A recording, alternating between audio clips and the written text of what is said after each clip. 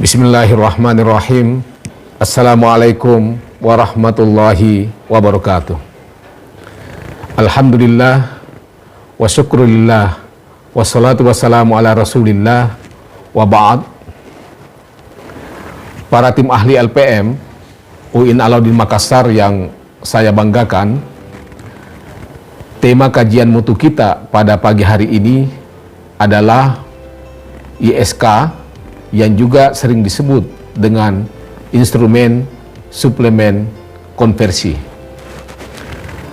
Tentu tema ini atau isu ini sangat menarik untuk kita kaji bersama sekaitan dengan lahirnya Perban PT nomor 2 tahun 2020, di mana prodi-prodi yang sebelumnya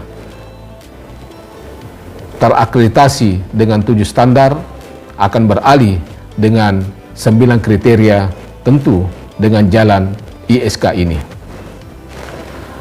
Saudaraku, tentu pertanyaan awal yang harus kita jawab adalah kepada siapa atau kepada lembaga apa saja yang wajib bagi ISK ini. Jawaban singkatnya adalah ISK wajib dibuat oleh perguruan tinggi atau program studi yang terakreditasi 7 standar. Lalu selanjutnya, apa konsekuensi bagi prodi atau perguruan tinggi yang tidak mengajukan ISK? Maka jawabannya, bagi mereka atau bagi perguruan tinggi dan prodi yang tidak mengajukan ISK tidak berhak menyandang predikat unggul, baik sekali, ataupun baik. Perlu kita pahami bersama, saudara-saudara sekalian, bahwasanya masa perpanjangan otomatis, baik itu bagi perguruan tinggi maupun bagi program studi, hanya berlaku 1 kali saja. Sekali lagi, hanya berlaku 1 kali saja, dan setelah perpanjangan otomatis itu, maka sebuah perguruan tinggi ataupun program studi wajib menyertakan ISK. Nah, tentu pertanyaan yang lain, jumlah item dalam ISK itu apa saja? Maka dapat kita jelaskan bahwasanya paling tidak ada 10 hal yang perlu kita ajukan dalam ISK itu. Yang pertama adalah kecukupan jumlah DTPS atau jumlah dosen tetap program studi kita. Kita harus memastikan betul bahwasanya rasio dosen dengan mahasiswa adalah 1:40 bagi prodi-prodi ilmu sosial dan 1:30 bagi prodi ilmu eksakta. Kemudian yang kedua adalah perhatikan kualifikasi akademik DTPS kita. Ya, sudah berapa yang bergelar doktor? Sudah berapa yang bergelar magister? Pastikan itu tercukupi.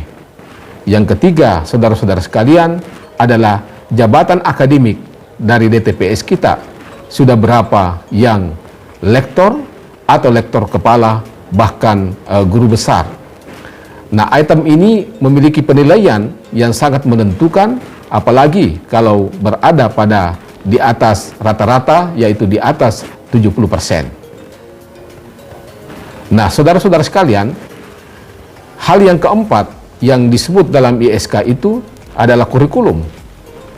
Nah, program studi itu harus memastikan bahwasanya ketika melakukan review kurikulum, ada keterlibatan pemangku kepentingan dalam evaluasi dan pemutakhiran kurikulum itu.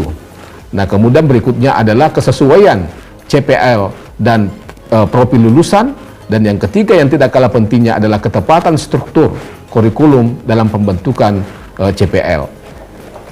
Yang kelima, saudara-saudara sekalian, pastikan sistem penjaminan mutu betul-betul terimplementasi dengan baik pada sebuah prodi atau perguruan tinggi dengan mengacu pada siklus PPEPP, yaitu penetapan, pelaksanaan, evaluasi, pengendalian, dan peningkatan.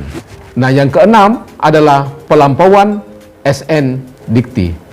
kita harus memastikan bahwa 24 standar yang telah ditetapkan dalam SNDikti itu perguruan tinggi ataupun prodi harus melewati dari standar-standar itu, baik dari sisi kualitas maupun kuantitas.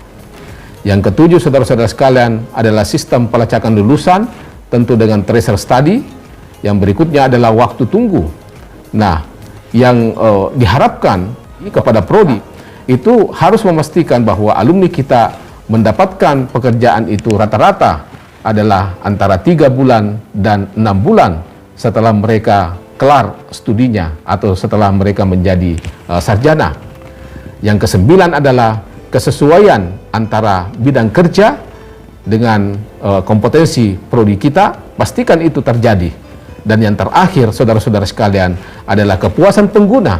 Ini sangat penting, jadi harus kita pastikan bahwasanya pengguna lulusan kita betul-betul terpuaskan dengan kinerja alumni yang telah kita telurkan. Terakhir, saudara-saudara sekalian, bahwasanya jika satu atau lebih butir penilaian mendapat skor kurang dari skor minimal, maka peringkat terakreditasi yang diperoleh dengan instrumen 7 standar tidak dapat dikonversi menjadi peringkat akreditasi baru sesuai dengan instrumen APS 4.0 yang berlaku.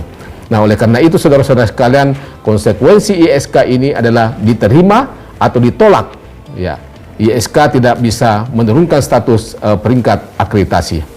Saya kira itulah hal-hal yang berkaitan dengan ISK ini, dan kita berharap bahwasanya pada kajian mutu kita berikutnya, kita akan mengangkat kembali isu-isu yang lebih aktual untuk kita bahas demi keberlanjutan dari sistem penjaminan mutu kita. Demikian, wassalamualaikum warahmatullahi wabarakatuh.